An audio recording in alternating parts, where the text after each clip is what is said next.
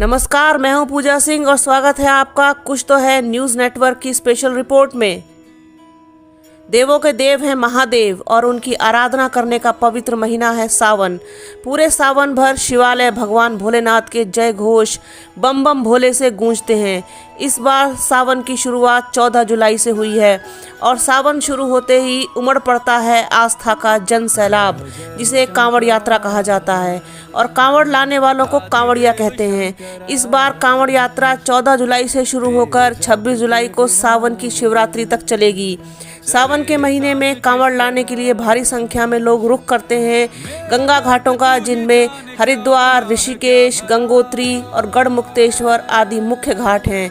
सावन का महीना भगवान शिव की आराधना के लिए बहुत ही महत्वपूर्ण माना जाता है। भगवान शिव को प्रसन्न करने के लिए हर साल लाखों श्रद्धालु कांवड़ लेकर आते हैं।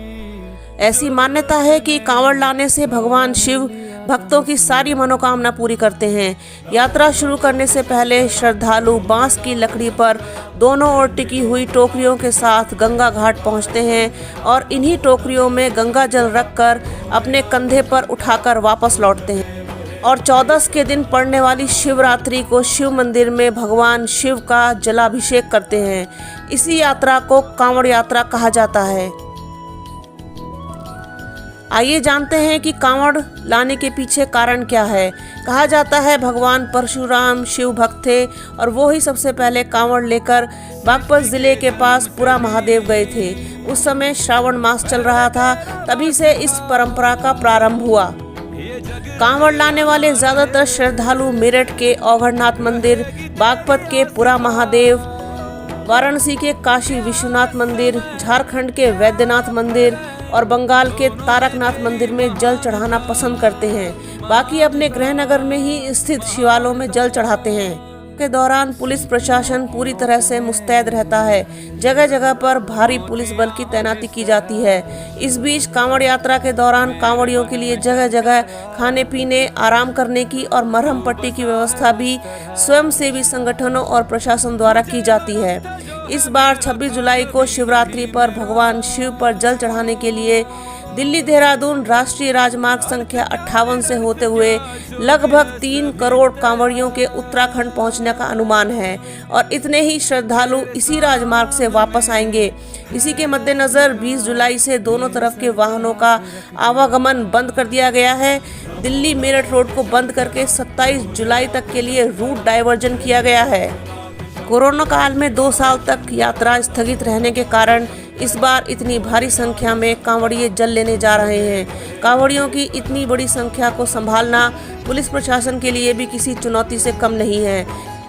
यात्रा के दौरान सुरक्षा के पुख्ता इंतजाम करने के आदेश प्रशासन को दिए गए हैं। सीसीटीवी कैमरे के अलावा ड्रोन से भी कांवड़ यात्रा पर नजर रखी जाएगी।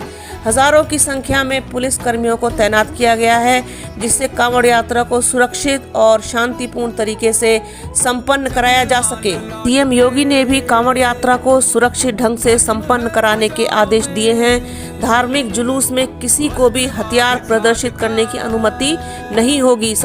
संवेदनशील इलाकों में पुलिस की विशेष नजर रहेगी। कोरोना काल के बाद 2022 की विशाल कांवड़ यात्रा को शांतिपूर्ण ढंग से संपन्न कराने के लिए पुलिस प्रशासन को भारी मशक्कत करनी पड़ेगी, क्योंकि सवाल आस्था की प्रतिष्ठा का है और आस्था की प्रतिष्ठा ही हमारे यहाँ सर्वोपरि है। समुद्र मंथन के दौरान निकले विष को शिव ने अपने कंठ में धारण कर लिया था, जिस कारण से वे नीलकंठ कहलाए। शिव का विष पीना हमें ये संदेश देता है कि जब हम स्वयं का आकलन करते हैं और जो बुराइयां हमारे अंदर है उनको खत्म कर देना, दूसरों तक उन्हें नहीं पहुंचने देना। समस्त मानव जाति के कल्याण के लिए अगर शिव विष पी सकते हैं तो क्या हम विश्व, देश और समाज के कल्याण के लिए अपने अंदर की बुराइयों को खत्म नहीं कर सकते, जिससे शांति सौहार्द की स्थापना हो सके।